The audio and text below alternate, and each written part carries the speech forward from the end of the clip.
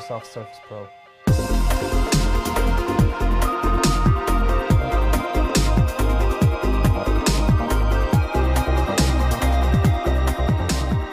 So to begin with, I have to say, just on Windows 8, I've been living with Windows 8 for about 2 months now, and I have to say it's, you know, quite a leap forward for Microsoft. Probably the most ambitious visual change from Microsoft's perspective. Anybody who's seen Windows 8 before will see this familiar start screen where you can basically download apps, and you have this flickering box of lights in front of you that basically is your digital life.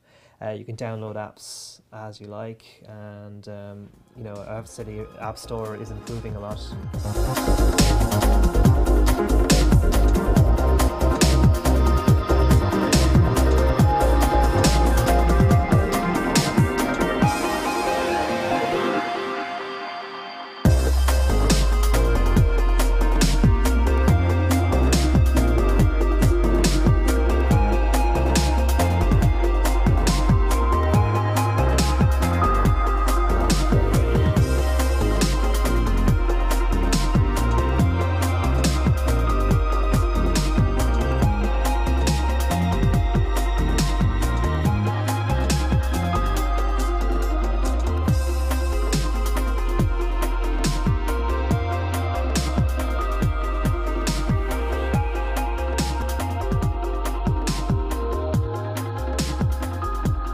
As you can see, the Surface Pro is covered in this kind of Surface MG matte black kind of covering that gives it a kind of a nice stylish finish, and underneath the keyboard is that felt surface as well, so it has a really good quality finish. The interesting thing is the kickstand at the back and the camera on the front are actually positioned at precisely 22 degrees, so as they're sitting back and angled at you, it gives a very level image of yourself to the other person you're talking to. It also has you know, 5-watt USB supply for charging accessories, as well as a 48-watt power supply as well, so it gets really charged up really fast.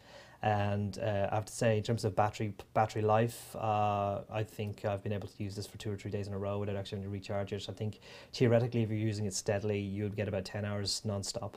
So I'm quite impressed with it. You're going to see towards the end of 2013 a whole new device class come out based on Intel Haswell chips, which will mean much more energy efficient tablet computers and desktops. So you can have this hybrid world. So you're going to see competition between the hybrids, which would be devices like the Surface Pro, and standalone devices, which would be like the iPad and the Android tablet devices that are out there.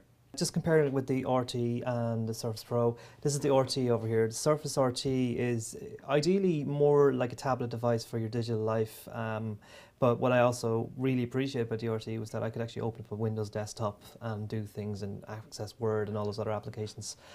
Here we have the Surface Pro, and as you can see, noticeably thicker. It's about 13.5 millimeters thick, so it does come across a little bit heavier, just under 2 pounds.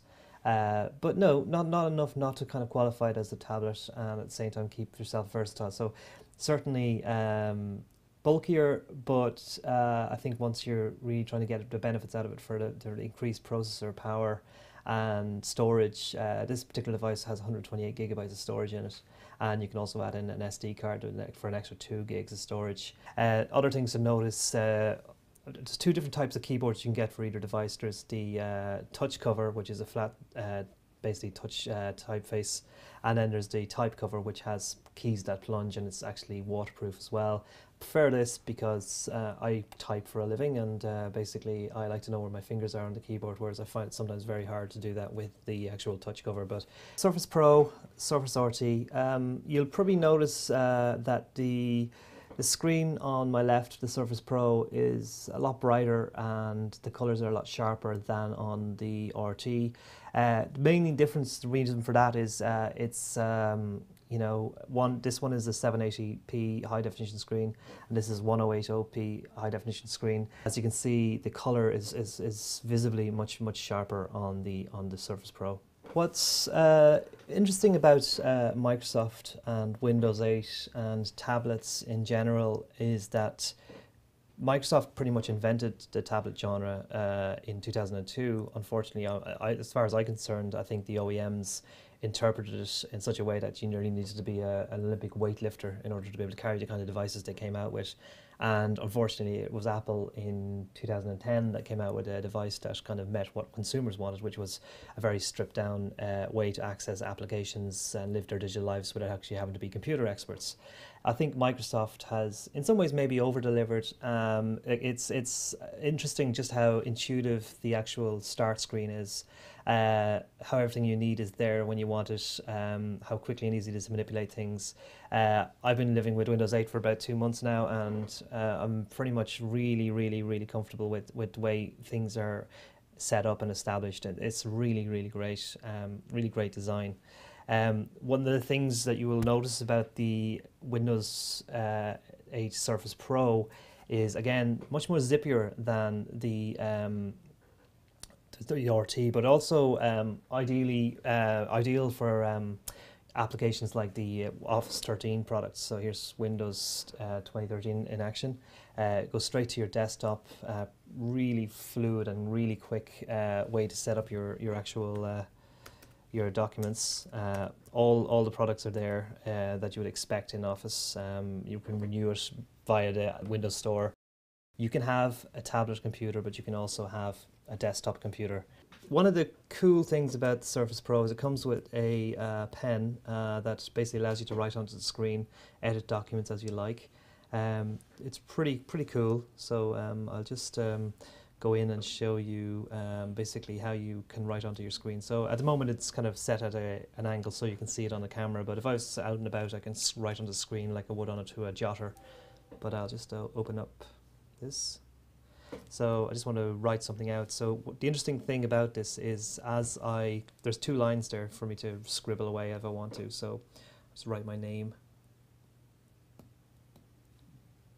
And as you see, it interprets what you're writing. And if I want to scratch that out, I just go like that, and I'll write Surface in my own really bad handwriting, and it basically interprets as I write. So I could be scribbling away there. That's just interpreting there. And as I want to kind of put into the Word document, then I can just hit Insert. And as you can see, it comes with ink tools, so you can erase stuff, you can change colors, you can draw onto this stuff, and we'll just go into some of the other apps. So like if I was, for example, working on an Excel document, the same thing can apply. I just want to write stuff in. Again, in this case, not only have they delivered a pretty good tablet experience and a personal computing experience that you would expect on any laptop, I think in really trying to counter the tablet computer threat, I think it's embraced it and is actually over-delivered. So again, I think watch for the end of this year where you'll see a lot more competition between hybrid devices that are both PC and tablets and standalone tablets. So it would be really interesting to see what, say, rivals like Apple will make of this and what they will do for their devices.